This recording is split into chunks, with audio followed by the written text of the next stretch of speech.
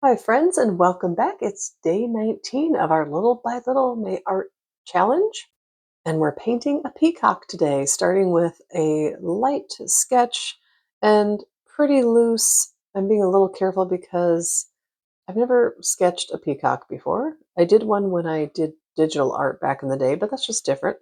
So you can see it is not perfect, and I'm going to tweak the beak a little bit. Use a reference photo if you'd like. You can see those little spots that I left in there because all of the peacock photos I looked at, they have this white spot around their eyes, a couple different areas.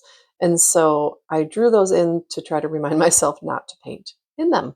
So I'm just starting off with a very light wash of yellow green and then doing a wet on wet. I am adding some bluish green that I mixed together. The yellow green is straight out of the pan and this color is bluish green. And then on top of the bluish green, I am putting in what's called France Ultramarine in my set. So some sort of royal blue, whatever you might have. And you don't have to do kind of traditional peacock colors. If you want a peacock that's pink and red and orange, you go ahead and do that. And you can see I'm just dabbing this royal blue, the France Ultramarine, in right on top of the yellow green and on the green, just letting everything blend together and letting that dry, or so I thought. You'll see here in a second. I didn't actually let it dry enough, but coming in with a beak. And I kind of did an orangish brown to start with. And then I put some black on to put the eye in, but you can see the black is bleeding into the blue. Not the end of the world.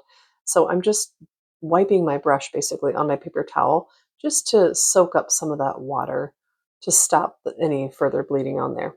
Okay, now we're going to paint the train. And again, we're going to keep this very loose and expressive. And I'm just putting in water and I'm adding a little bit of color just so we can see where the water is going. And I'm not thinking about it too much. I just really want to fill in all of the white space behind the peacock and a little bit overhead as well, just to make it extra fun and, like I said, just expressive and loose.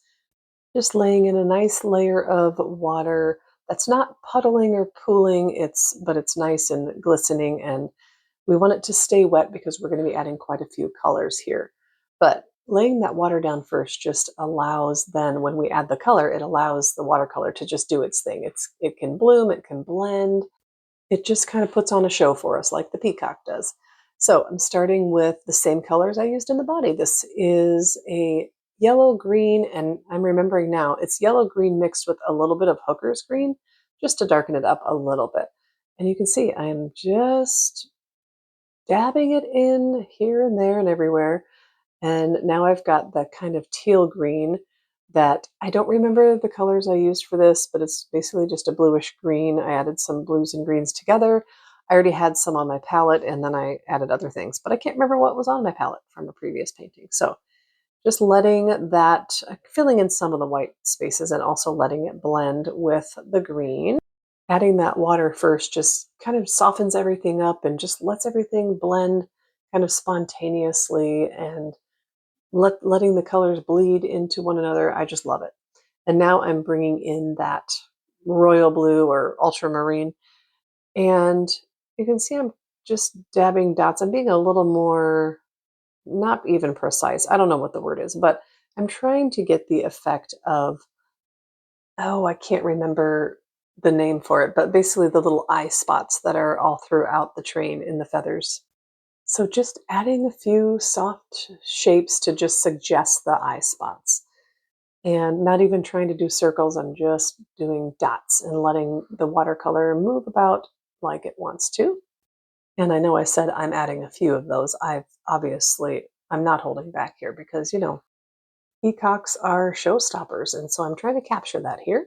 Obviously not going for photorealistic. I like to say I'm not going for super realistic. I'm going for somewhat recognizable. And I think we're achieving that here. And here is where I decided that I want the colors to be brighter. So I'm coming in with my ultramarine blue and just darkening up to start with the top of the head and the back of the body And then you'll see here I'm just going to be putting in the blue here and there, and then I'll add my other colors as well. And I can see when I watch this back, I'm thinking, oh, I could have left it right there. Or, I think that many different spots in the video. I could have just left it, but I just kept playing. And that is wonderful. I want everybody to just be able to play and be free with this art style. This bird is not shy, and neither is my color palette, all right? And if your colors wander outside the lines a little bit, that is perfect. That is what we're going for. We just want wonky and we want wobbly and wiggly lines, and I think the more the better. No need to worry about precision here. It's just kind of one of those paintings where happy accidents are basically part of the plan. Is that a Bob Ross quote? Happy accidents? I can't remember. Either way, we are embracing them today. And now that I've darkened up the body, I also want to darken up parts of the train. So I am just going over those blue eye spots, just really wanting those to pop.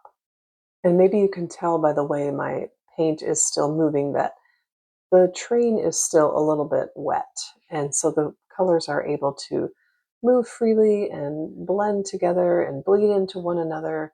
And I love that effect. And like I said earlier, you don't have to use these traditional colors. Throw in a surprise color if you feel like it. This is one of those paintings where like halfway through it might look a little weird or wild, but just trust the process. The magic shows up in the final steps here in a little bit.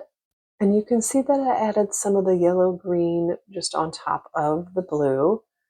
And now I'm adding my blue green, just filling in spots here and there. Just, you can see I'm being pretty free with this. And down here in the corner, it was completely dry. So I'm adding a little bit of water just to let that flow a little bit more freely. Don't want to overthink it here. This is kind of one of those paintings where I think the more freedom you give yourself, the better it's going to turn out. And I don't know about you, but is there a spot in the train that is bothering you? Here. There you go. I bet somebody is very glad I added that dot there. And now I've got black on my brush, and I'm just coming back in to kind of reshape the eye that was bleeding into the head a little bit earlier since I didn't let everything dry. And then I decided I'm going to make the beak a little more orange, which is not realistic, but I like the look of it. So we have an orange beak. You could make a hot pink beak if you wanted to. We are not judging here. And now here comes the ink, the part where everything suddenly starts to make sense in my world. You can see I'm holding my pen kind of up higher than normal just to keep my lines very loose and wobbly and wiggly, the way I like them the most or the best. And just have fun with this part. Scribble it as much as you'd like, be as precise as you would like, whatever your style is. And I'm drawing the straight lines here as the shafts of the crest feathers. And then I'll add the little rounded tips at the ends here in a little bit. But before I do that, I'm just going to loosely draw circles around each of the eye spots. Just letting the lines wander a bit, or a lot in this case. Just holding my pen loosely and letting it just go around the shapes without trying to control every stroke. Adding our pen details, for me anyway, it's just a chance to add some personality, the wobbly lines, uneven shapes, and just all the little imperfections that make it better in my mind anyway. Now, coming back to the head crest, and we're adding the little feather tips or plumes on top of each of the shafts. And I've added a couple extra ones, and so I will come in with my pen here and kind of connect those to the head because otherwise they just look like they're floating, which is fine too. Adds more whimsy, right?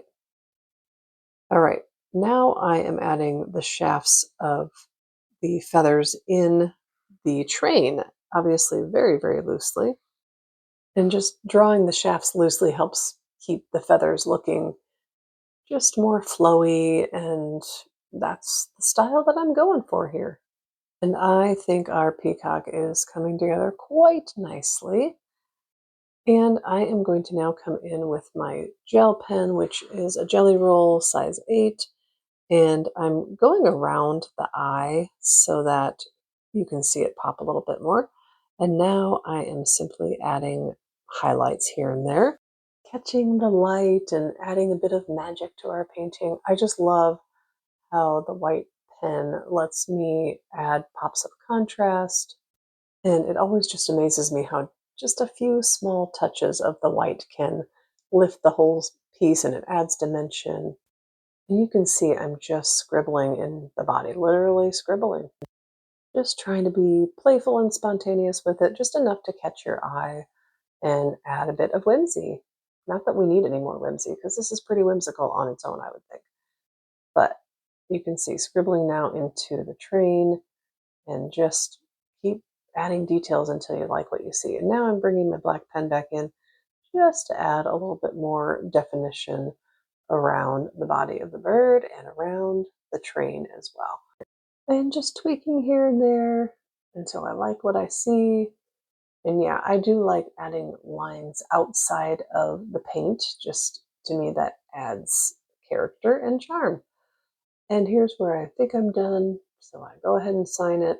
But as I've been doing several times at least in this May art challenge, I see something I want to change after I sign it. So I'm speeding up through this part because I'm literally just going over everything I just did. All right, that's it for day 19. I hope you'll join me tomorrow for day 20. See you then.